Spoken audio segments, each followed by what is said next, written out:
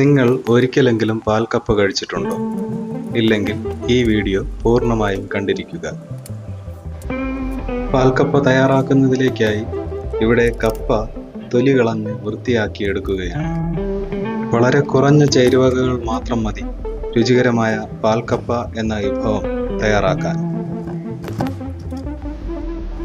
തൊലി കളഞ്ഞ് വൃത്തിയാക്കിയ കപ്പ ഇനി ചെറിയ കഷ്ണങ്ങളാക്കി മുറിക്കണം. പാൽക്കപ്പ തയ്യാറാക്കുന്നതിന് വേണ്ടി 1 കിലോ കപ്പയാണ് ഇവിടെ എടുത്തിരിക്കുന്നത്.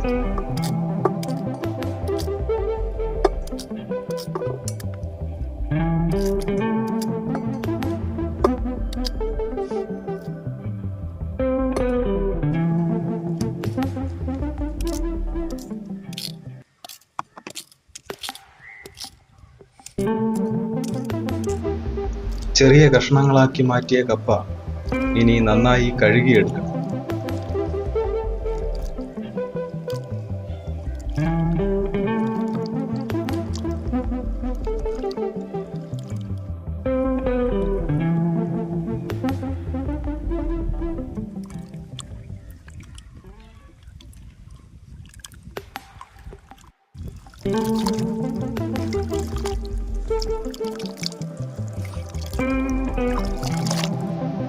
നന്നായി കഴുകിയെടുത്ത കപ്പ മറ്റൊരു പാത്രത്തിലേക്ക് മാറ്റുകയാണ് ഇവിടെ. ഇനി കപ്പ വേവിക്കണം.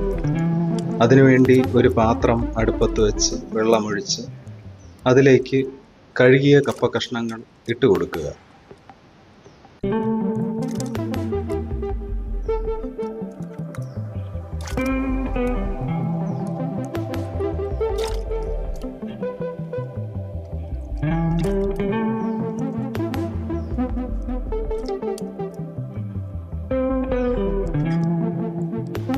അതിനുശേഷം കുറച്ച് ഉപ്പും കുറച്ച് മഞ്ഞൾപ്പൊടിയും കൂടെ വെള്ളത്തിൽ ചേർക്കണം.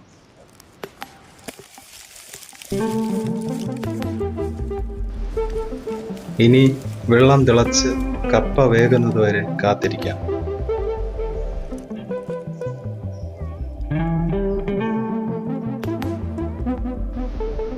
കപ്പ വേകുമ്പോഴേക്കും ഇനി തേങ്ങാപ്പാൽ തയ്യാറാക്കണം. ചെറിയ തേങ്ങയാണെങ്കിൽ 1 തേങ്ങ മുഴുവനായും എടുക്കാം. അതല്ല, വലിയ തേങ്ങയാണെങ്കിൽ 1 തേങ്ങയുടെ പകുതി മുറി മതിയാകും.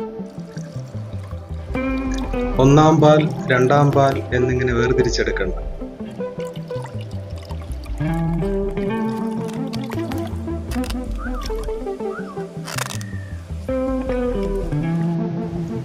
കപ്പ വെന്ത് കഴിഞ്ഞിരിക്കുന്നു.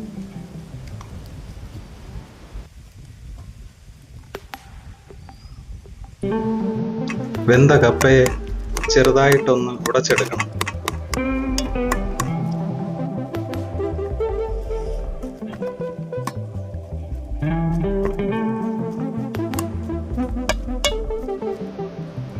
ഉടച്ചെടുത്ത കപ്പയിലേക്ക് ഉള്ളി, പച്ചമുളക് എന്നിവ ചതച്ച് ചേർക്കണം.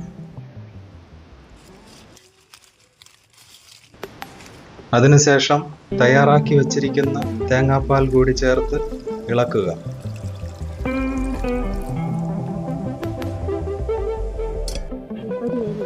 വീണ്ടും അടുപ്പിലേക്ക് വെച്ച് ഒന്നുകൂടി ഇളക്കി കൊടുക്കാം. പാൽക്കപ്പ അവസാന ഘട്ടത്തിലേക്ക്. ഇനി താളിക്കുക എന്ന നടപടിയാണ്. അതിനായി ഒരു ചീനച്ചട്ടി അടുപ്പിലേക്ക് വെച്ച് കുറച്ച് വെളിച്ചെണ്ണ ഒഴിച്ച് അതിലേക്ക് ചെറുതായി അരിഞ്ഞ ഉള്ളി, അതുപോലെ വറ്റൽമുളക്, കറിവേപ്പില കൂടി ചേർക്കണം. ഞങ്ങളിവിടെ പാൽക്കപ്പ തയ്യാറാക്കിയപ്പോൾ കറിവേപ്പില ചേർക്കാൻ വിട്ടുപോയിട്ടുണ്ട്. നിങ്ങൾ തീർച്ചയായും ചേർക്കണം. അതുകൂടി ചേർത്തിളക്കിയാൽ രുചികരമായ പാൽക്കപ്പ റെഡി.